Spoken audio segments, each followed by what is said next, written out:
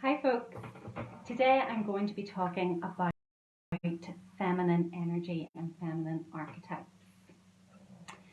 So I think this is a really important topic and has been for a long time. It's a subject that I've been deeply interested in and have been studying for quite a few years now, and I have worked to really heal and transform my own energy. For many years, I would have had absolutely no idea at all about what feminine energy is and the difference between masculine and feminine energy and how to balance the two. And when we're not aware of masculine and feminine energy, particularly as women, we can sometimes get stuck in masculine energy or we can be in false feminine energy. And both of these energies are not conducive to us being healthy and happy and thriving as women. So in this video, I'm going to be referencing the work of Candice Oneida, and her work really influenced me over the past few years as I have been discovering more about this subject and really embodying it in my life. So Candice Oneida talks about four feminine archetypes, two false feminine archetypes and two true feminine archetypes. And I'm going to explain a little bit about her model of the four archetypes. So she describes the maid and the princess as the false feminine archetypes.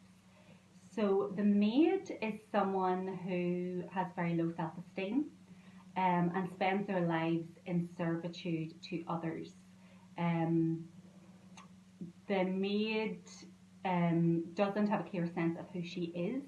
So this refers back to a video that I made about the wound of identity and the difference between the energy of being in service and the energy of being a servant. So the maid is the servant. She is in servitude to others because she doesn't have a strong sense of who she is and of her self-worth.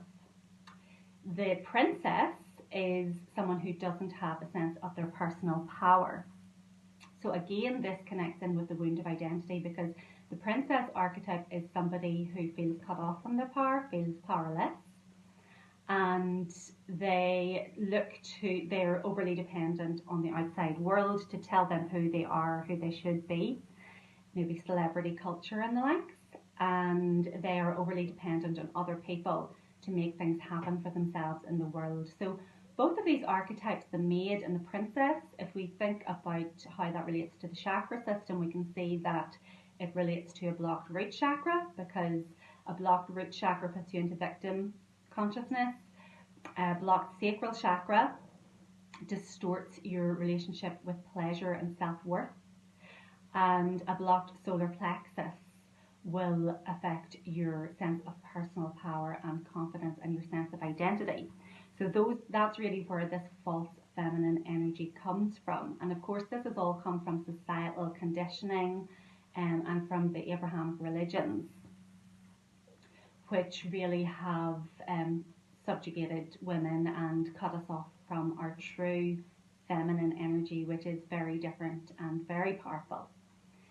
So the other feminine archetypes that Candice Oneida describes are the queen and the priestess.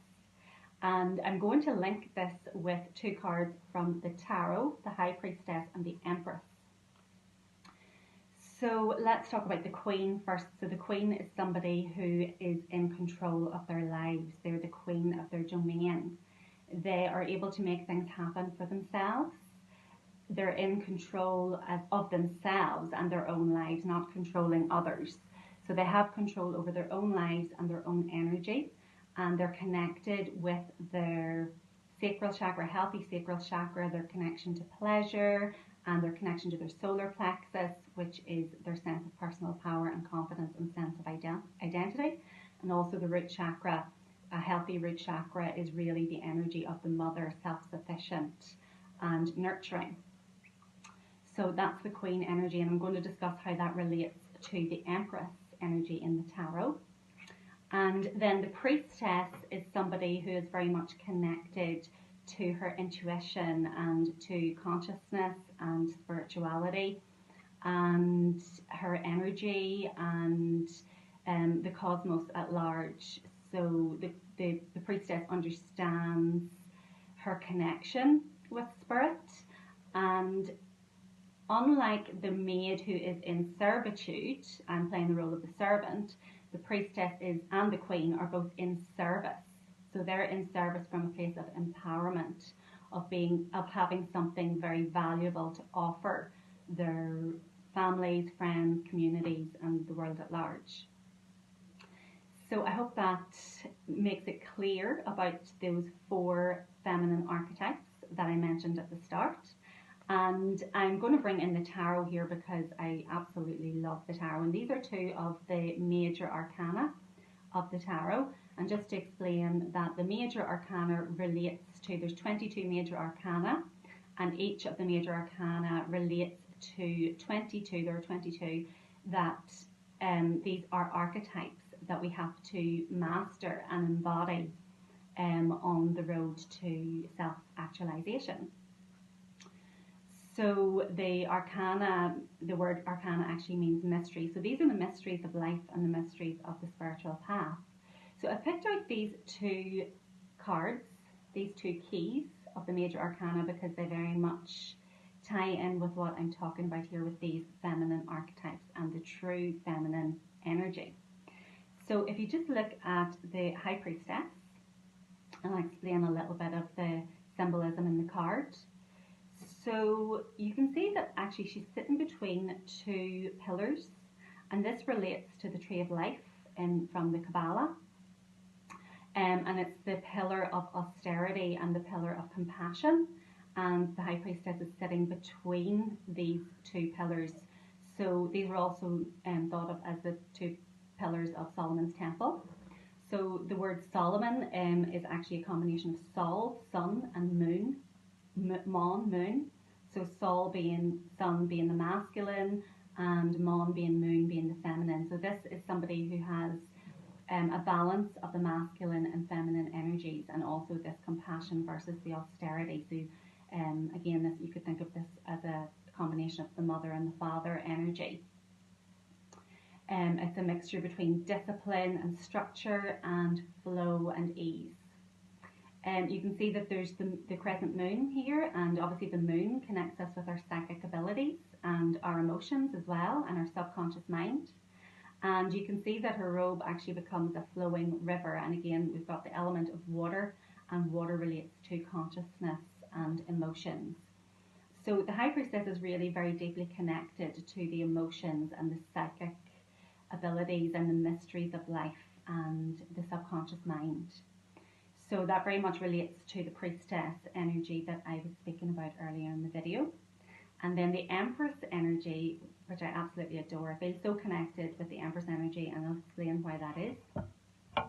So the Empress energy is similar to the Queen energy that I just described. So the Empress, as you can see, she's sitting on a throne out in nature. She's very connected with the earth, and the earth obviously is feminine energy. She's abundant and she's fertile. She's actually, I think she's maybe pregnant in the picture. So she's abundant and fertile and creative. And there's lots of symbolism in the card that really relates to that. So the pomegranates on her gown. If you notice, she's wearing a crown, and the crown has 12 stars, which relates to the 12 signs of the zodiac. So she's connected with the cosmos and connected with the astrological energies. And then also you can see here the symbol for Venus. And so this is the energy of love, beauty, creativity, relationships. So the Empress energy is very nurturing. She is connected to both the cosmos and the earth. She's creative and nurturing and loving, and very much connected with this sacral chakra energy as well of pleasure. So it's just really interesting to contemplate how these archetypes are not really very mainstream, and they've very much been removed from our society and our cultures. Ancient cultures had a pantheon of archetypes that people could relate to and learn from, both masculine and feminine, but Obviously, with the introduction of the patriarchal religions and the patriarchy of society that we've been living in, these healthy feminine archetypes have been suppressed and covered up, and people have stepped into them this false feminine energy that I described at the start of the video, this maid and princess energy, which is very disempowering. And then as the feminism movement came in, women then started to embody more of their masculine energy in an attempt to become more powerful in the world. But this is very detrimental to us because we're not designed as women to be mainly in our masculine energy. So you can only go so far with that masculine energy of pushing and competition and work and go and do before you get burnt out. But really, when we get in contact with the true feminine energy, which is extremely powerful and so nourishing to our being, to our bodies and our minds and our spirits, then we really step into our true power as women. And that is a subject that I am deeply passionate about. I'm going to be working with this energy in my upcoming retreats. The first one is at the end of May, so you might like to check those out, or feel free to get in contact if you'd like more details. So we're going to be very much focusing on getting into our feminine energy, which is the energy of playfulness and creativity and beingness and rest and relaxation and connection with other women, nourishment through healthy food, connection to the earth, drumming, dancing, creating artwork, just relaxing and being in our own energy and connecting with ourselves through journaling, through meditation.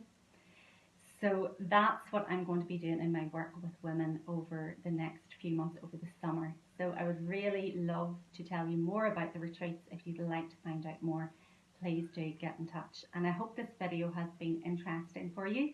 Let me know if it resonated, if you found it interesting, and I'd love to hear from you.